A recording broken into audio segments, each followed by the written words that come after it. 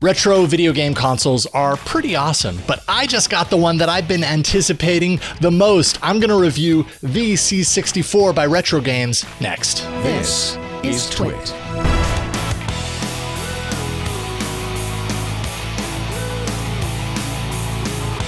Hello everyone, welcome to Hands on Tech. I'm Jason Howell. So if I had to trace my passion for technology back to one key item from my childhood, it'd be pretty easy for me to put my finger on it. And that's the Commodore 64. That's one of the most popular computer systems, especially at the time. I think it was known as the most popular computer system in the 80s.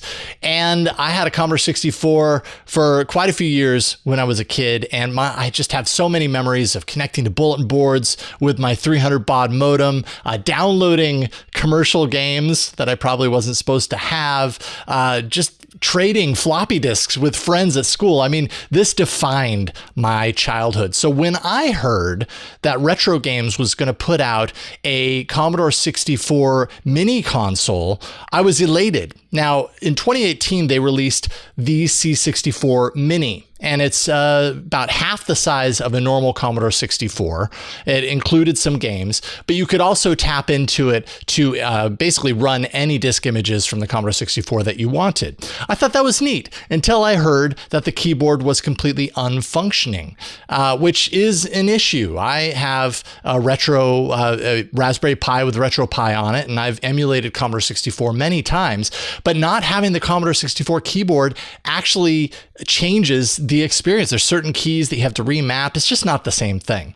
So then I was super excited when Retro Games announced that they were doing a Maxi version known as the C64. It happens to be what I have right here. It's a full-size version with a functioning keyboard, and it is awesome, especially for someone like me. I'm the perfect person to give this a spin. So let's take a look at my experience with the C64. First, let's talk about the hardware itself. And boy, am I happy that I waited for the full-size keyboard release. The design is impressively faithful to the original bread bin model of the Commodore 64. There's like a sandpapery texture that surrounds the keys on the keyboard that, to my memory, is pretty spot on.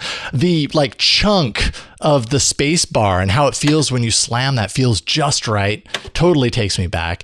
And the keys themselves, they're pretty good. They're maybe a tad wobbly compared to my memory of the original Commodore 64, but thankfully, I'm not typing this review on it, so I don't care as long as I can hit that run stop key when a game tells me to.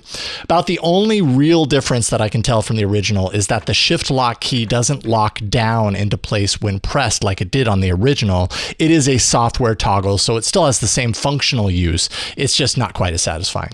All in all, I'm very pleased with how faithful this keyboard replica is. It's a joy to use. Where things are very different from the original is the side and the back of the unit, basically the I/O ports. On the side is a power button that you just tap and hold to power on or off. That's different from the switch on the original. Also, 3 USB ports for plugging your joysticks in on the side or other USB peripherals. On the back is a micro USB port for power, an HDMI out for your modern television or monitor, something you can't do with the original Commodore 64, and another USB port. And I'm super pleased that they included that additional rear-facing port because that allows me to keep a thumb drive plugged in there when I want to add more games, which you can do, and I'll talk about that. My only real complaint is simply how light and in some ways kind of hollow the entire system feels. The original had some heft to it, 1980s technology, and this new version contains a small ARM computer with 512 megs of memory, so it's pretty svelte. This is an emulation system running Vice after all. Also, no true Commodore 64 peripherals can be plugged in here, at least not easily. So no user port, no IEC port, or expansion port. Now, packed in the box is this joystick, which, as you can see, has a lot more buttons than any Commodore 64 joystick ever had. Really, you just end up with one if you're using a traditional Commodore 64 controller. There's a lot more here, and I'll talk about how that interfaces, but definitely not quite the slick stick that I adored back in the day, but it does the job. It is super clicky. pretty loud, a characteristic personally I never really cared much for in those old school joysticks. There's a large button on both sides, so that makes it usable for lefties and righties.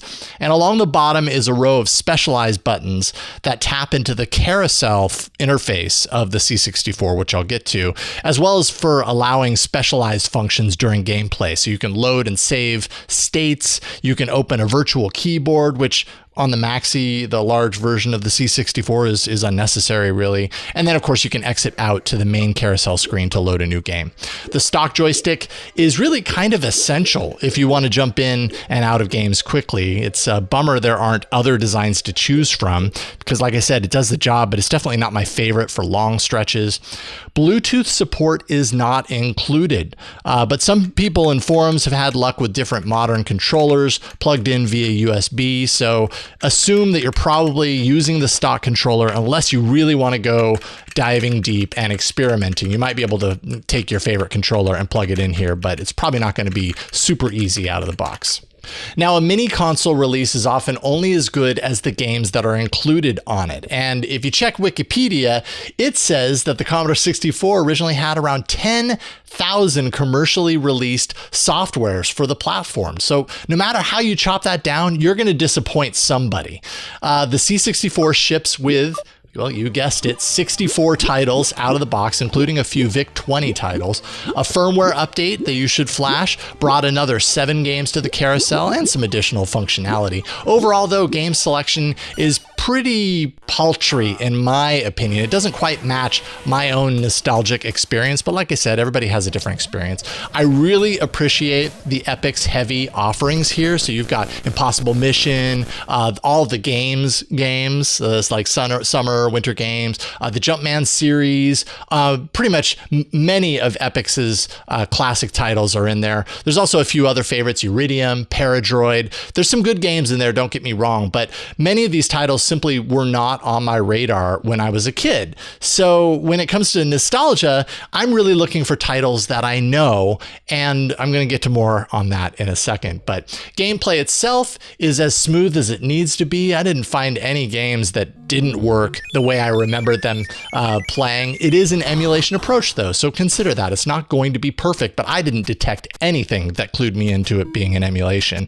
I have emulated the Commodore 64 on the Raspberry Pi, and some keys don't exist on the keyboard that you have to plug into the back of the Raspberry Pi in order to do it. So like I said earlier, having this keyboard even makes the gameplay experience that much better. The carousel UI, which you use very frequently with the C64, is thoughtfully done as well. You've got some game cover art, some gameplay screenshots, and then a description of the game along with details like who the composer was, which personally as a C64 aficionado, I can say that that's super important. The SID chip is an amazing music chip that was included in the C64. This does a perfect job of emulating it, and it is really nice to know if Hubbard produced that track that you're about to listen to.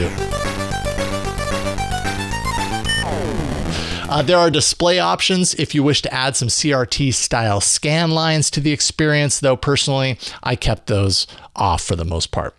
So 64 games out of the box, pretty limited when you're talking about 10,000 total titles, but it isn't a deal breaker. Because if you format a thumb drive to FAT32, you can add and play D64 disk images to your heart's content. Though you might have to do some cleanup work first in order to make that happen. The integrated file manager only shows 256 files in a single folder. So if you have a library of thousands of games, you're going to have to shift everything around into their own folders in order to get access to all of those within the interface. Or you can tap into a community-driven upgrade for the C64 called Project Carousel USB. This actually adds hundreds more games directly into the carousel interface, so it's as easy to pick and choose as the stuff that ships with the C64. Now, do note, Project Carousel may violate copyright rules, so you're going to want to be sure to check your local laws before diving in, check with your own ethics and see if you feel comfortable with that and if it's legal for you to do so. But if you do choose to explore this. It's super easy. It's non-destructive. It doesn't overwrite the firmware permanently. Basically, you just throw the image files on a thumb drive and then flash the firmware temporarily after boot up to access all the games in that interface. Once you power off, the original firmware returns to stock. There are a ton of what I consider to be the true classics here, and more titles being added all the time. That's Project Carousel USB. So all things considered, I've spent hours on the C64 because it really is, for me, a dream come true. The hardware is close enough to the original that I feel like I'm playing my old computer. The ease of use of the carousel makes picking games and loading without waiting for that 1541 drive to take forever to load up that game. Like, that's a thing of the past. It just makes it really nice to jump right into the game that I want to play. The joystick, yes, could use some work, but it could really be a lot worse than it actually is. Honestly, if you were into your C64 as much as I was when I was a kid, this is a no-brainer. You're going to love it. But the big challenge right now is finding one. The project, from what I could gather, was delayed a year to release. It was supposed to release a year ago, but it took until this December for one of my coworkers, Russell Tammany, to find it and do a pre-order for it. He got it through Amazon for its list price of $129.99. And he gifted it to me for Christmas. Totally took me by surprise. So right here and now, Russell, thank you so much for putting the hugest smile on my face every time I play this thing. But that's to say that it might be actually very difficult for you to find one in this moment in time. And I don't know if or when that's going to open up. But if you have the opportunity and you see it in stock, definitely jump on it. If you want to take a trip back to your childhood and play the Commodore 64, you can do no better, in my opinion, than checking out retro games, the C64. You can catch my reviews all over the TWiT network. Of course, All About Android is the show that I do about Android right here on twit.tv. Thank you for watching. Keep up with all the hottest tech news and gadgets. Visit twit.tv. There you'll be able to find and subscribe to all our tech shows. Thanks for watching Hands on Tech.